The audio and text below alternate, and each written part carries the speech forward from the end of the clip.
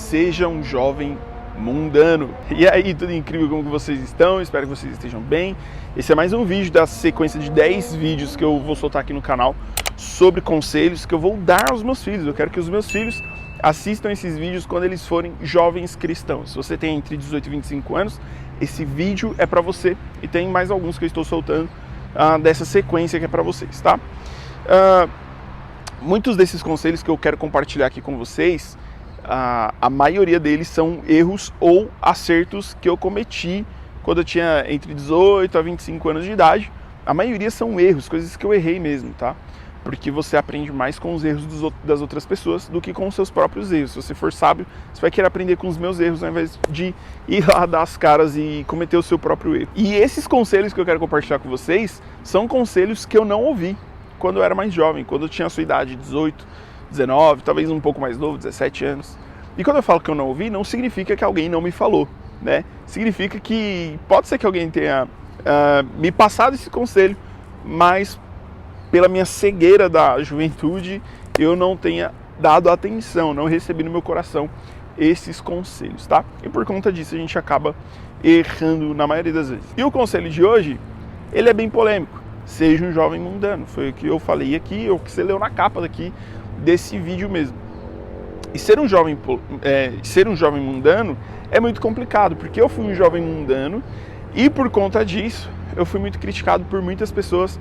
Eu fui mal interpretado e incompreendido por muitas pessoas. E quando eu falo ser um jovem mundano, já tem um monte de religioso já atacando pedra e tal. Mas calma, você vai entender o que eu quero dizer com isso, tá? Bom, primeiro, quando você vai pregar o evangelho em outro local, eu vou dar um exemplo. Eu sou de São Paulo e eu morei um ano no Rio Grande do Norte, em Natal, no Nordeste. Estava em missão praticamente, edificando uma igreja. E para isso, eu aprendi a cultura do lugar, eu entendi as músicas que aconteciam no Nordeste, que tocavam no Nordeste, eu entendi a culinária que acontecia no Nordeste, eu entendi a cultura daquela região para eu entender como aquelas pessoas pensam, como elas vivem e como eu posso facilitar a mensagem do Evangelho na cultura deles. Se eu fosse para o Japão, se eu fosse para a Coreia, se eu fosse para qualquer outro lugar do mundo, eu iria precisar aprender a cultura daquelas pessoas, entender a cultura daquelas pessoas, praticar a cultura daquelas pessoas. Se eu fosse pregar para indígenas, para as tribos indígenas, eu iria precisar aprender a cultura daquelas pessoas, eu ia me pintar, eu ia talvez cantar as mesmas músicas. Por quê? Porque faz parte de pregar o evangelho. E o jovem tem uma cultura, onde você que é um jovem cristão, precisa conhecer essa cultura jovem e entrar nessa cultura jovem. Para quê? Para pregar o evangelho para as pessoas que estão ali junto com você. Os seus amigos, os seus colegas, os seus parentes, os seus primos, enfim. Você precisa conhecer a cultura para você pregar para essas pessoas. Ah, Ramalho, será? Sim, você precisa conhecer a cultura. Agora, eu vou compartilhar com vocês um negócio que aconteceu num grupo da faculdade que eu achei muito chato. E eu aprendi muito com isso, tá? As pessoas dizem assim, poxa, água e óleo não se misturam, a luz e as trevas não se misturam. Água e o óleo não se misturam, mas tem contato. Tem gente tem pessoas que se acham tão espirituais que ela não consegue conviver com outras pessoas que não são da mesma religião, que não são da mesma igreja. Inclusive isso, tem gente que não consegue conviver com crente de outra igreja. Imagina a gente do mundo, misericórdia. Misericórdia. E vocês vão virar o quê? Alienados? Vocês não são anjos, vocês são seres humanos. E seres humanos têm uma cultura. Cultura é diferente de pecado. Não significa que eu estou falando para você entrar na cultura dos jovens que você agora então eu vou para balada.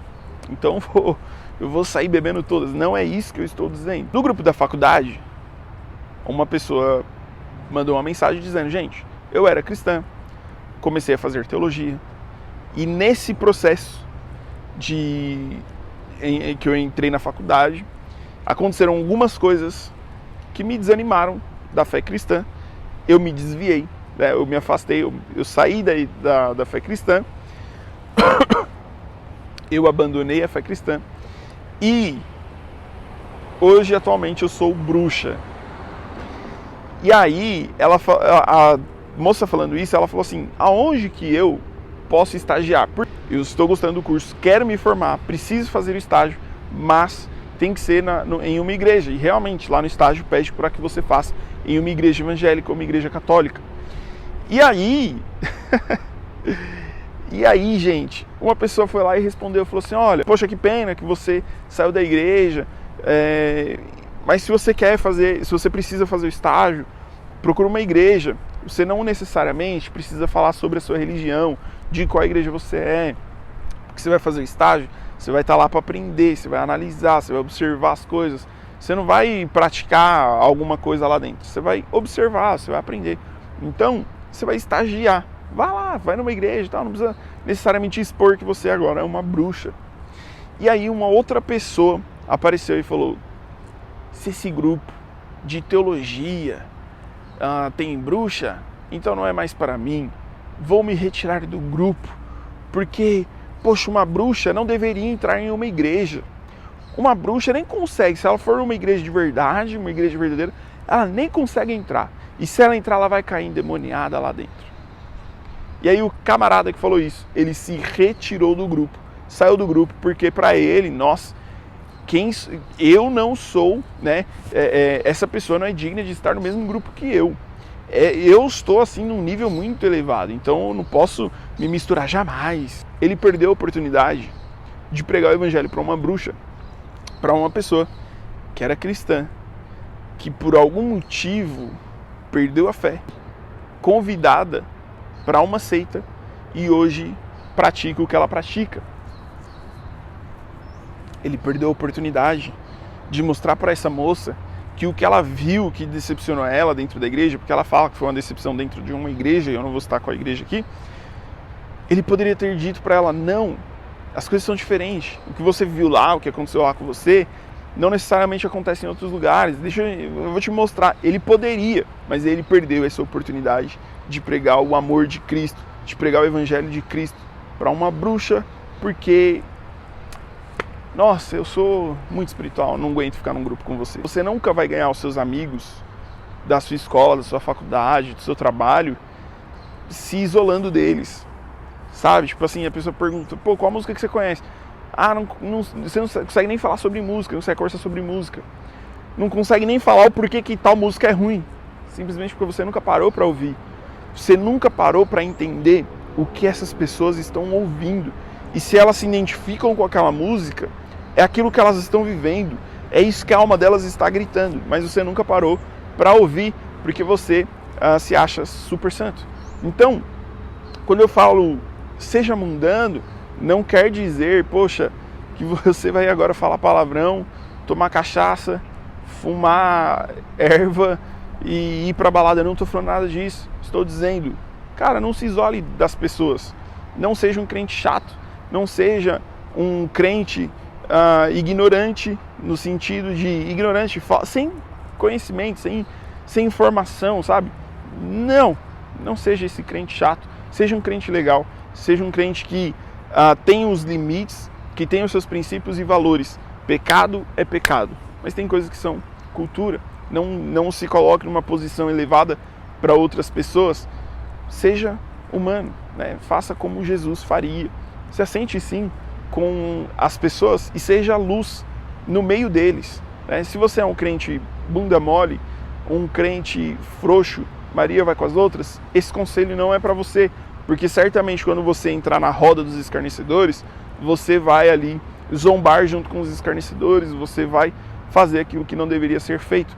Mas se você é um crente que tem convicção dos seus princípios, dos seus valores, do seu caráter, sim, se ajunte a outras pessoas, participe ali de algumas conversas que são sadias, debata com as pessoas, mostra que você não é superior a ninguém, não tente nunca, jamais se mostrar como superior às pessoas, mas mostre para elas que você conheceu um Cristo que mudou a sua vida. Na hora que você tiver a oportunidade de compartilhar aquilo que Jesus fez e aquilo que Jesus está fazendo na sua vida, compartilhe, mas não deixe de conviver com as pessoas, Não deixe de ser humano para tentar ser um super crente. Você não foi chamado para ser um super crente.